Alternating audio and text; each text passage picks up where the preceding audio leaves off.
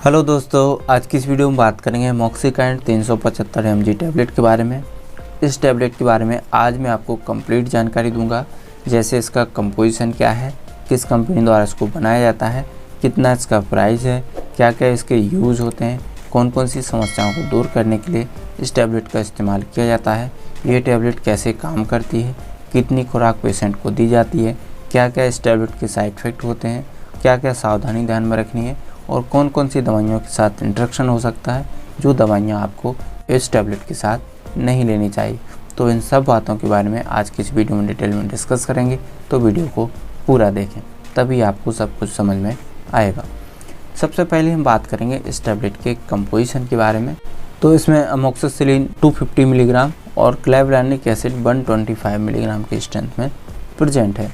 Company के बारे में बात की जाए तो मैनकाइंड फार्मा लिमिटेड कंपनी का प्रोडक्ट है।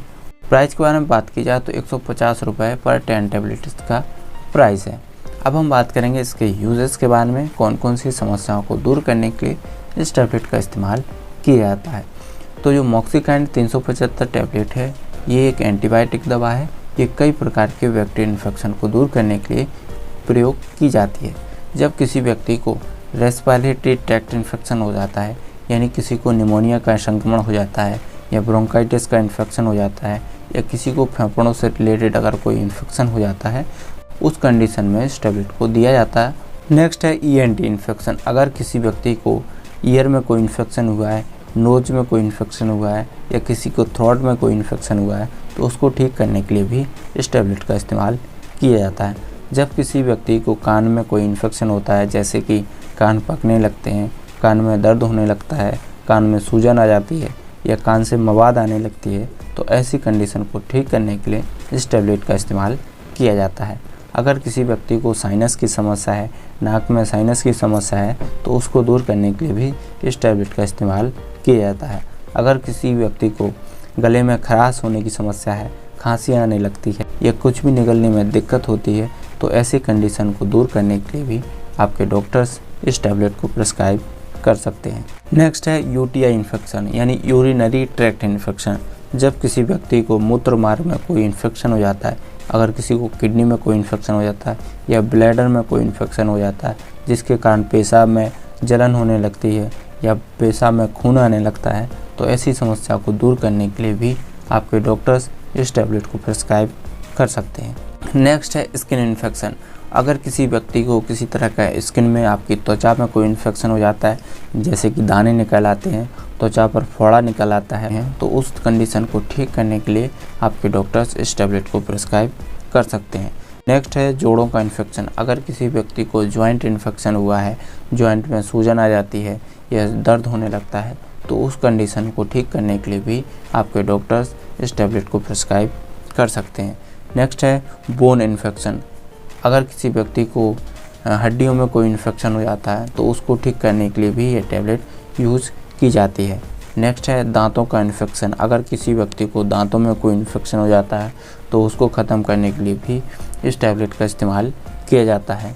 नेक्स्ट है सॉफ्ट टिश्यूज़ का इन्फेक्शन। अगर किसी व्यक्ति को बॉडी के अंदर जो सॉफ्ट टिश्यूज़ होते हैं, उनमें कोई इन्फेक्शन हो जाते हैं, तो उस कंडीशन को दूर करने के लिए भी ये टैबलेट यूज़ की जाती है।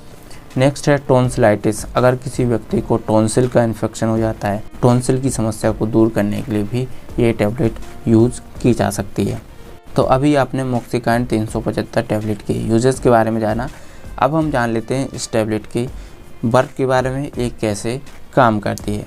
तो इसमें जो अमोक्सिसिलिन है, ये भी एक एंटीबायोटिक दवा है और क्लेवलानिक एसिड, ये भी एक एंटीबायोटिक दवा है। तो अमोक्सिसिलिन क्या काम करती है, हमारी बॉडी के अंदर जाकर जहाँ पर आपको बैक्टीरिया का इन्फेक्शन हुआ है, वहाँ बैक्टीरिया की सेल वॉल को ख़त्म करती है। यह सेल वॉल सिंथेसिस को रोकती है, जिस कारण से बैक्टीरिया नष्ट हो जाते हैं। क्लेवलानिक एसिड एक बीटा लैक्टेमेज इन्हिबिटर होता है। ये बीटा लैक्टेमेज एंजाइम के साथ बाइंड करती है, जिस कारण से बैक्टीरिया का एंजाइम का प्रोडक्शन बंद हो जाता है और अमोक्सिसिलिन की इफिकेसी बढ़ जाती है। तो इस तरीके से काम करती है। अब हम जान लेते हैं इसकी खुराक के बारे में, कितनी खुराक पेशेंट को दी जाती है। तो एडल्ट पर्सन के लिए एक एक टैबलेट दिन में 2 बार दी जा सकती है, लेकिन आपको हमेशा अपने डॉक्टर की सलाह से ही इस टैबलेट का इस्तेमाल करना चाहिए, क्योंकि प्रत्येक पेशेंट की मेडिकल कंडीशन अलग अलग होती हैं, उसके हिसाब से डोज भी अलग अलग होती है। जैसे मरीज़ का वेट कितना है, मरीज़ की एज क्या है, पुरानी मेडिकल कंडीशंस क्या है, रोग की गंभीरता कितनी है, रोग का प्रकार क्या है, ये सारी कंडीशंस आपके डॉक्टर चेक करते हैं।